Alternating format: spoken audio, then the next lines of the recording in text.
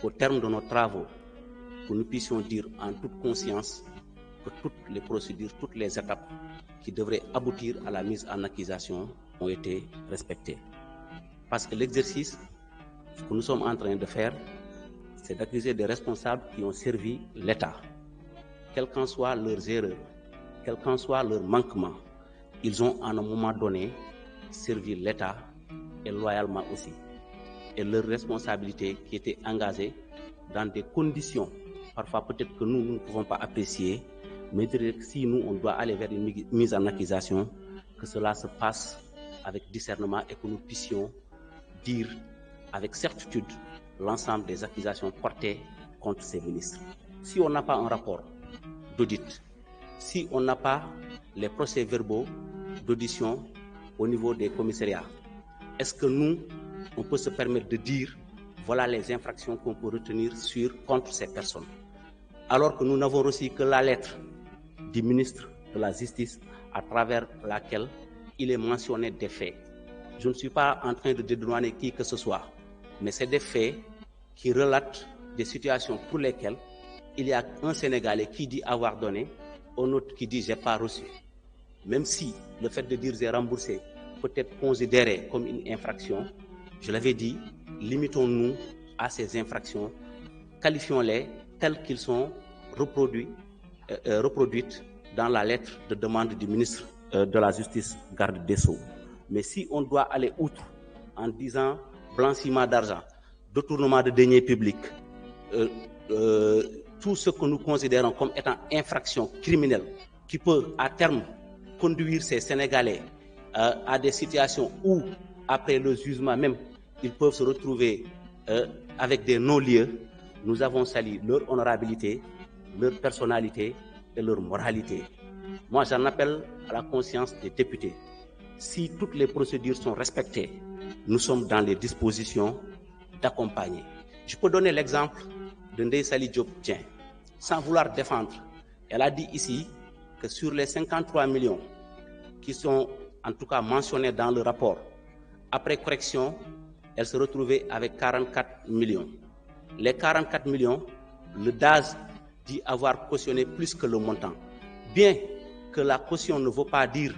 que vous avez remboursé, elle constitue une garantie de présence et autres, mais également cette caution peut servir à rembourser, à payer des pénalités. Pour ces cas précis, pourquoi il y a une précipitation envers ces anciens ministres, alors qu'il y a des garanties qui permettent de continuer l'enquête jusqu'à ce que les faits soient établis, jusqu'à ce que les preuves soient mises sur place et que l'on sache exactement ce qu'on les reproche est véritablement avéré. Et je voudrais aussi ici qu'on interpelle également, en tout cas les autorités par rapport aux DAS. Moi, je suis pour que l'on protège les DAS. Mais je vois mal comment dans tous les rapports, on nous fait comprendre que les DAS, après avoir commis des manquements, eux-mêmes reconnaissent qu'ils n'ont pas payé dans le respect des procédures comptables. Comment un DAS qui est nommé par décret par le président de la République, qui a des responsabilités, qui est régi par des textes, peut se permettre de dire oui, j'ai payé sans respecter les procédures, mais sur ordre de mon ministre et parfois même sur ordre verbal. Je pense que ça, c'est un problème qui mérite d'être soulevé. C'est soit l'encadrement juridique qui n'est pas bien, soit ils veulent se dédouaner et se déverser dans leur ministre. Tout ça, c'est des questions qui méritent d'être posées pour que véritablement les Sénégalais comprennent de quoi il s'agit. Nous devons nous poser les vraies questions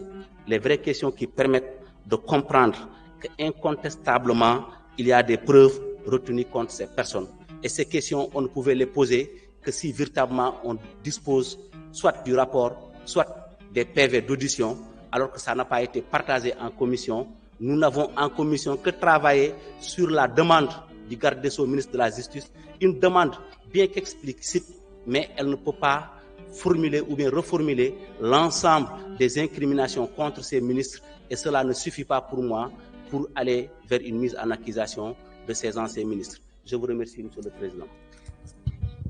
Merci beaucoup, honorable Moussa Amadissa. Honorable Abdou Karim Sall, vous avez la parole. Fama Ba se prépare.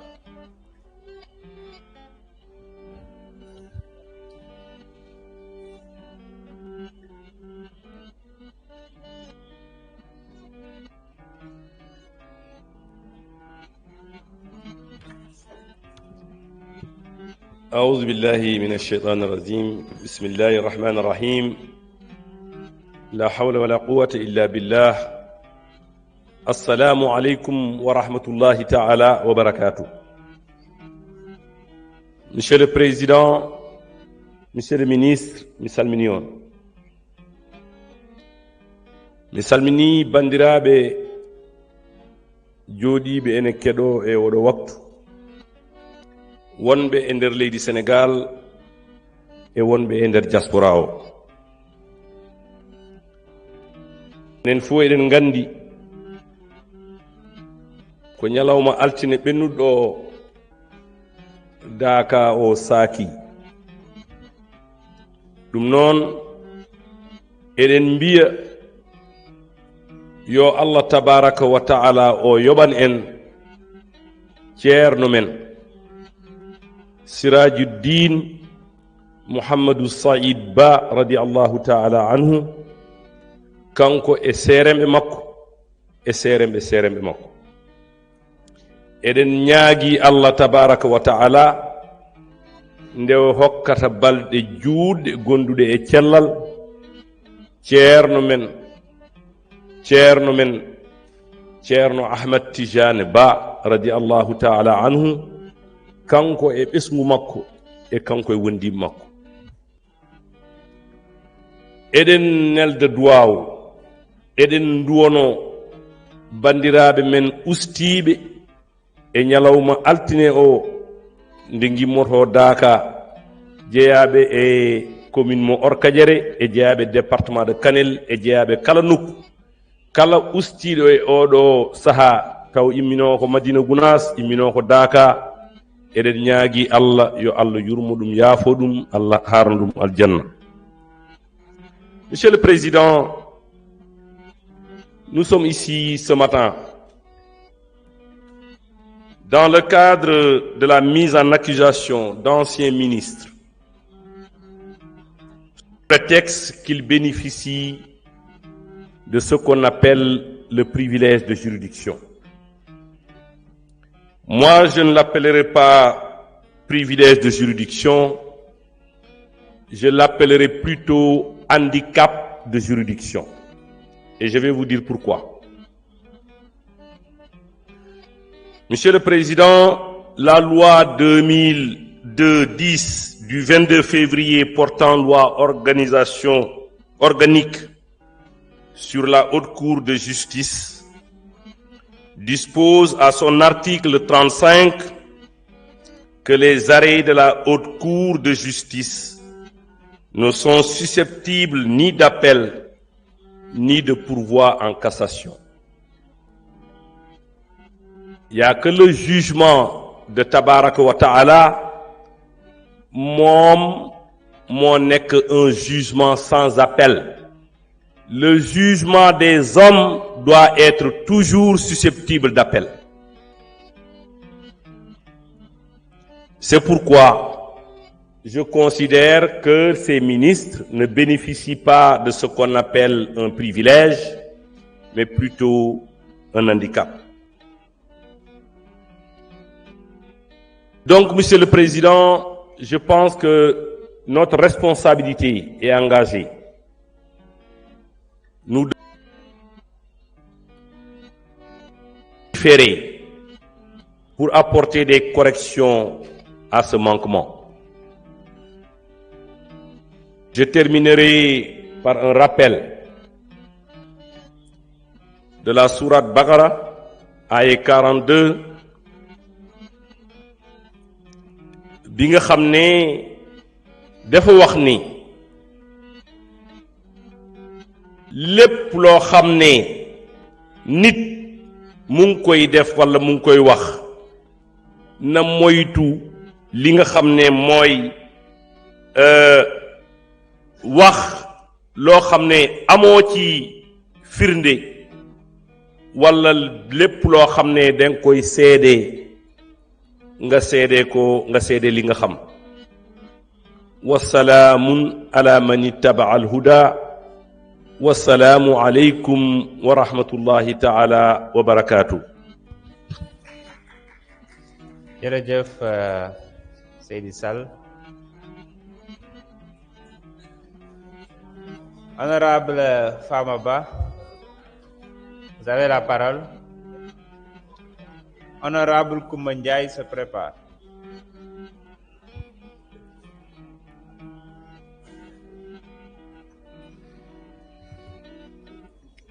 بعد أعوذ بالله من الشيطان الرجيم بسم الله الرحمن الرحيم ربي اشرح لي صدري ويسر لي أمري واحلل عقدة من لساني يفقهوا قولي. Assalamu alaikum wa rahmatullah, Monsieur le Président. Assalamu alaikum wa rahmatullah, Monsieur le Ministre Abbas, suñu maam. Assalamu alaikum wa rahmatullah, chers collègues honorables.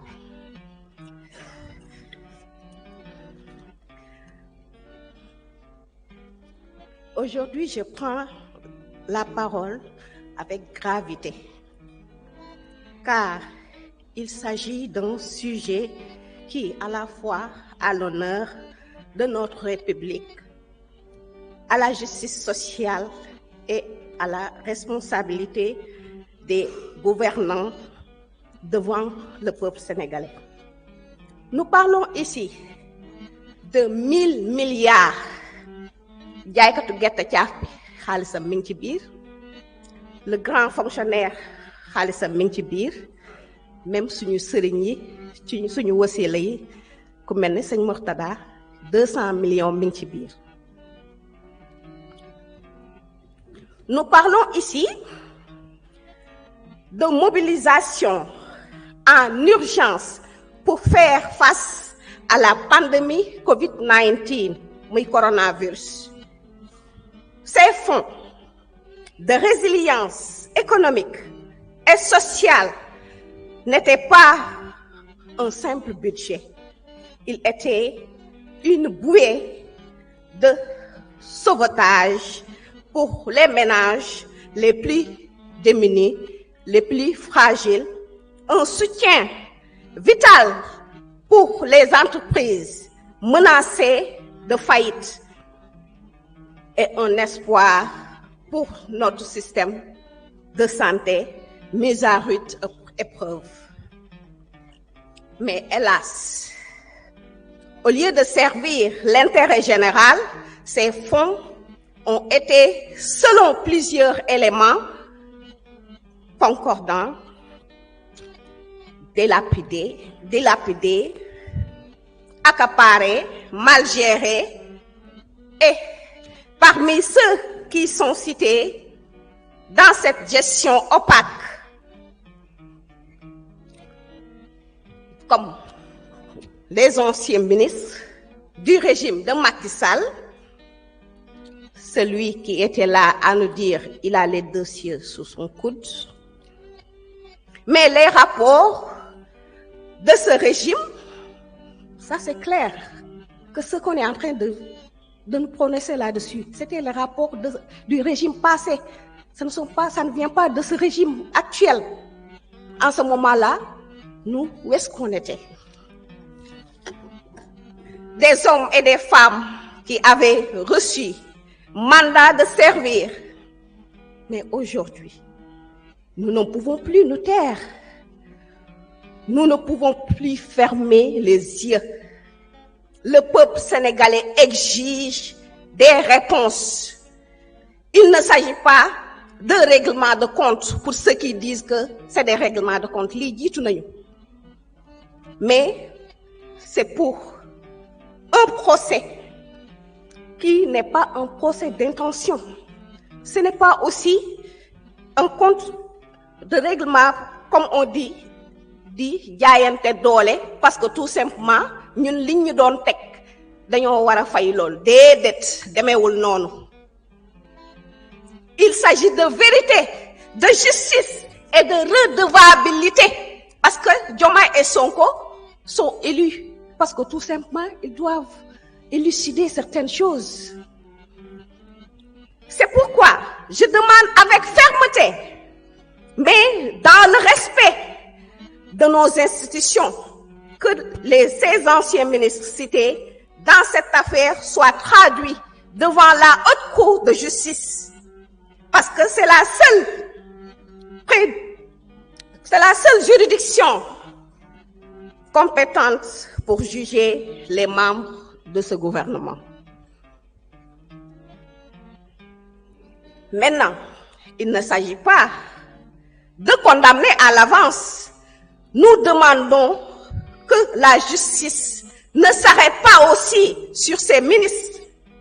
parce que la lutte contre la corruption et la lutte contre le détournement des deniers publics doit continuer. Donc, gare à nos actuels ministres et nos DG. Parce que avec le programme ou bien le projet Diomaye Président, nous avons demandé de faire du djoub avec le président gardien de la Constitution,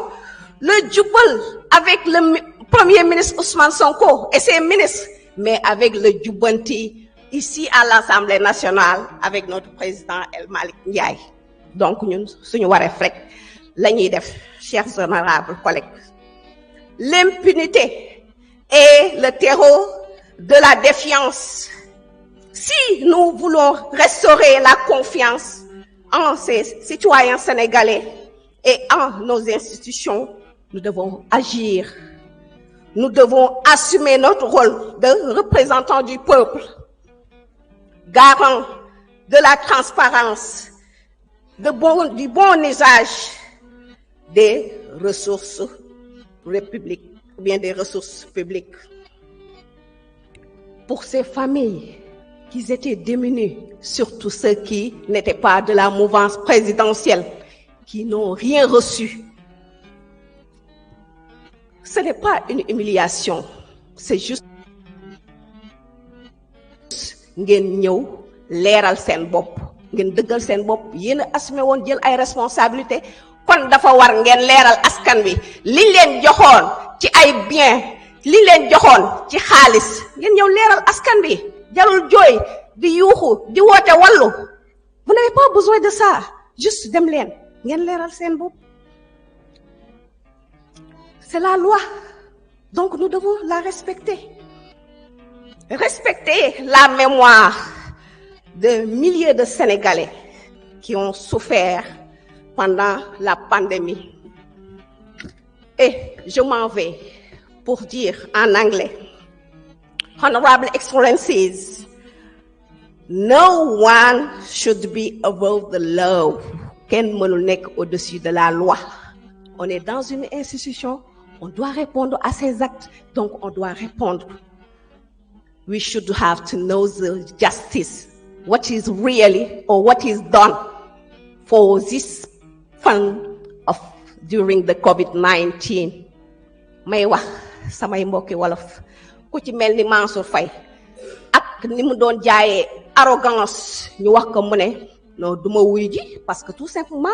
goro président de la République la. Mais non, parce que tout simplement on n'avait pas ça pour que ñoom ñu mën a wuy ji, parce que dañoo am ay loi yoo xam ne moo tax mu ñu doon wan ne goro président la du wuy ji fenn, alors que OFNAC moo ko cité. Donc du ñun, ce n'est pas Diomaye ni le président Ousmane Sonko. ngan nag tey fii lay leeree bu ñu paree tey ku nekk na nga dem nga leeral sa bopp nga wane ne instant bii da nga war a xam ñun du ñun ñooy juger, mais nañ dem si juge yi ñoom ñoo leen di wan ce qui se passe. te en l'occurrence suñu benn imam sama kal la nag Sall la sant, suñu ay Orix fàtte wuñ ko yaa imam boo ca yëddi dum yóbbu amen Orix amen. Merci, on jaaraam na feewi. jërëjëf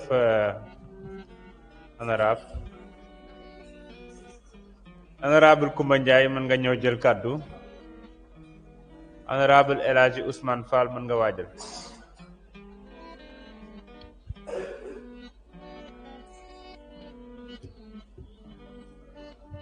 Bismillahirrahmanirrahim. Merci beaucoup monsieur le président. waaw man de damaa bëggoon ñu delluwaat ci li nga xam ne moo indi coow li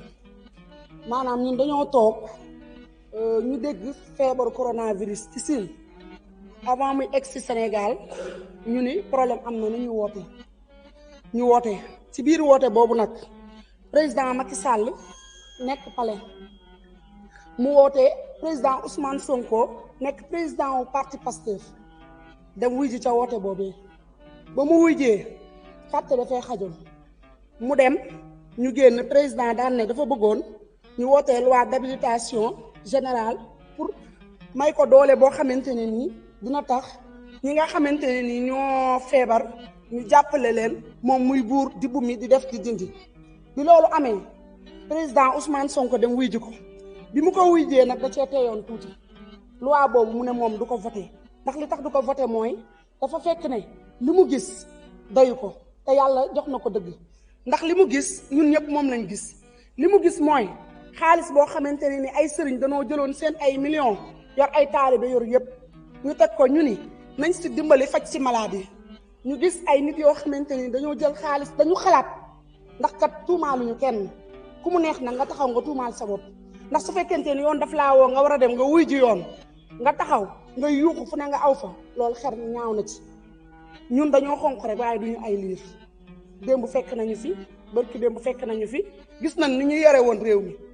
kon ñun suñu taxawee fii ñu ne bëggu ñoo mel ni ñun 14e législature bii nga xam 15e bi nga xam ne 14e bi fii la ñu fekk dañ daan toog suñuy kër di ko seetaan di jooy di gis injustice bi ñu doon teg nit yi te defuñu ko ci dara lu dul nekk si rondal ndax olof daf ni ku nekk si rondal day bañ ko yërndu président Ousmane Sonko nag dafa gis ñu nekk ci rondal du ma ne président Ousmane Sonko président parti laa wax ndax jamono jooja président parti la woon mu àndoon ak ay nitam am nu mu doon défendre mu taxaw gis ñu nekk si rondal mu yërndu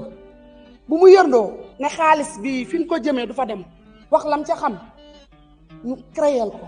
moom xam nga loo talut doo ko def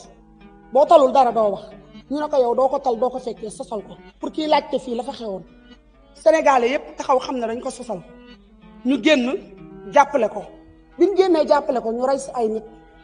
tëj ci ay nit sénégalais yooyee ne ko duñ la bàyyi dañ lay jàppale ñu tëj ko kaso sénégalais yooyu ne ko duñ la bàyyi dañ lay jàppale mu joxoñ nit ne kii laa bëgg ngeen fal ko sénégalais yooyu jug ànd ak kooku fal ko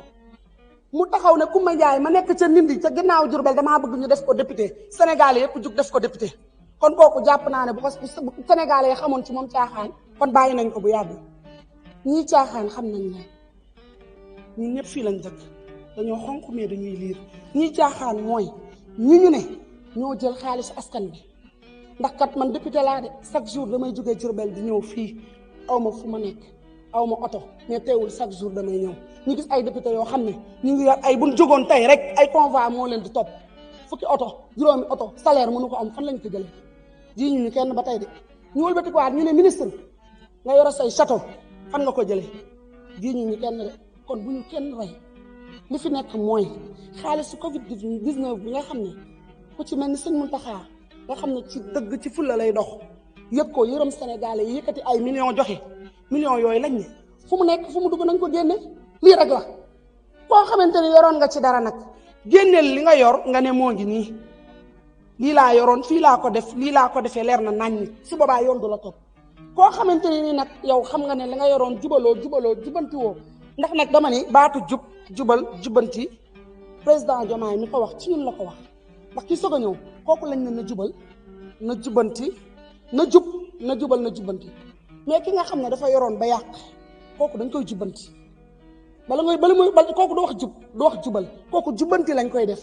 kon ñu yoroon suñu xaalis yi ñooñu dañ ne nañ taxaw ñu wax ñu jubanti leen ndax gis naa fii kat ci hémicycle bi fii ci pipil bi député taxaw ne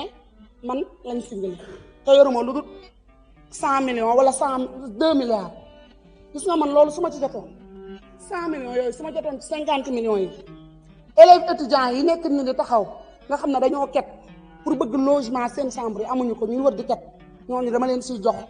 ñu dem loger ndax dañ leen a génne fu ñu nekk su ma si jotoon ñi nga xamante ñoo nekk garde escale am problème mu ndox 3 ans may woote ministre Abbas mi sax woo naa ko pour wut ci wàllu pour bëgg ñooñu am ndox mu ngi naan su ma jotoon loolu muy xeeb seen forage bi paan ñetti at ñuy wër di rootaan ñoom laa siy dimbali li ñuy xeeb fii suñu ko jotoon ñi nga xamante ñu ngi nekk Jurbel tey chaque jour ñu dégg màggal amuñu yoon yu baax ñu daan jox ay ministre xaalis na leen dem leen ngeen defar yoon ñooñu ñu jël xaalis bi def ko seen ay poche wala ñu jàpp ne def nañ ko seen i poche ndax ci bënnul fukkul yax bi si nekkoon de ma ne kon suñ ci jotoon booy dugg Diourbel wala ngay dem Touba tali ya fa nekk te yàqu su boobaa danañ ko ci mën a defar dañu ne xaalis bi nga xamante ni moo fi nekkoon ay nit yoroon ko yor ay poste de responsabilité nan jël loolu ñu jël ko delloo ko ci askan bi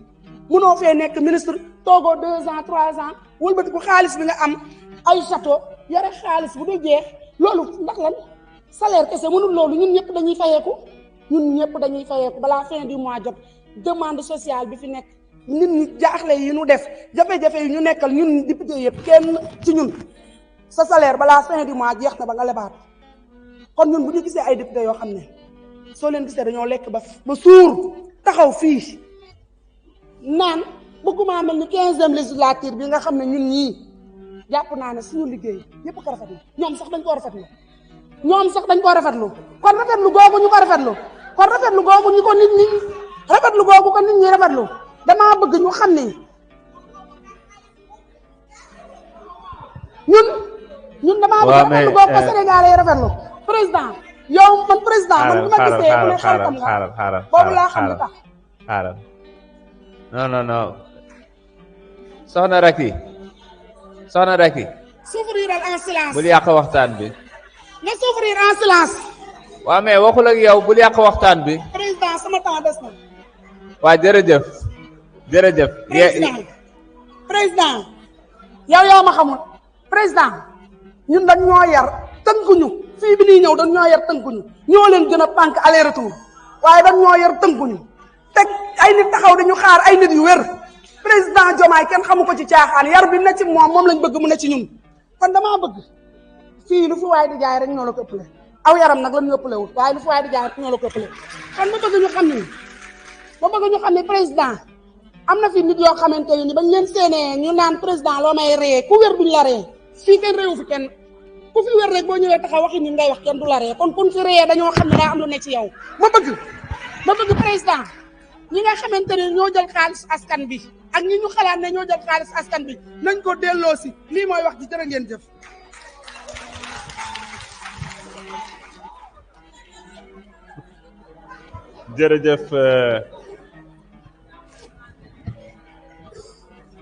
jërëjëf soxna Ami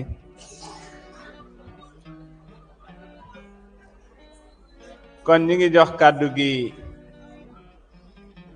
El Hadji Ousmane Fall Guy Marius Sagna mën nga waajal. Merci président ñu ngi lay nuyu di nuyu monsieur le ministre Abass Fall di nuyu les honorables députés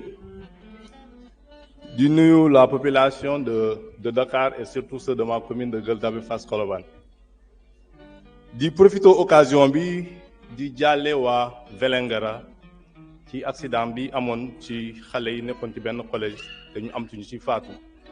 ñuy jaale waa population Vélingara yëpp di ñaan ñi nga xam ne génn àdduna yàlla na leen yàlla yërëm xaree leen àjjana. Je tiens à dire au peuple sénégalais qui nous a donné la majorité à l'Assemblée nationale que ceci n'est pas une chasse aux sorcières ni un règlement de compte, mais une reddition de compte et que désormais, plus jamais ça. Et que quiconque détournera les deniers publics doit payer jusqu'au dernier centime. Là aussi, je pense que la criminalisation des détournements de deniers publics doit être désormais des actes forts et sans état d'âme. Car je le dis très souvent, chaque personne qui meurt dans un hôpital est un crime pour l'ancien régime.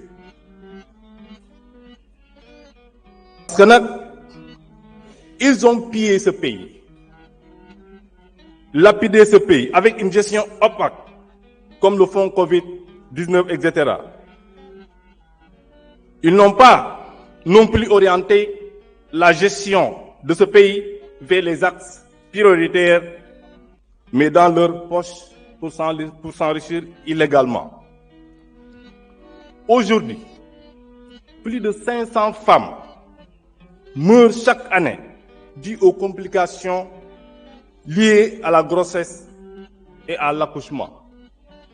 Donc pour wax ne que fii Sénégal lu mot 500 jigéen chaque année ñi ñàkk ci bakkan bu ñuy nekkee jigéen ñu wérul tey ñun ñi assemblée ñi nga xam ne que nekk nañ fii 165 députés cela veut dire que tey ñun bu ñu nekkoon ay jigéen ñëpp ci assemblée ci at bi faatu at bi weesu kon ñëpp dee nañu ndax ay hôpitaux yu bon. Et malheureusement c'est dans nos pays qu'on a l'habitude de voir des fonctionnaires milliardaires dans des pays pauvres comme le nôtre. Il est temps que ça cesse. Et il faut que la justice fasse son travail avec toute sa rigueur. lii laa amoon lu ma leen di wax maa leen di jaajëfal mais nag fii Sénégal nag wax dëgg yàlla malheureusement ak nos autorités am na ñi nga xam ne que du ñu mës a kontaan yàlla moo ñu ko bind dañ ko nangu te doxal maa leen di jaajëfal merci.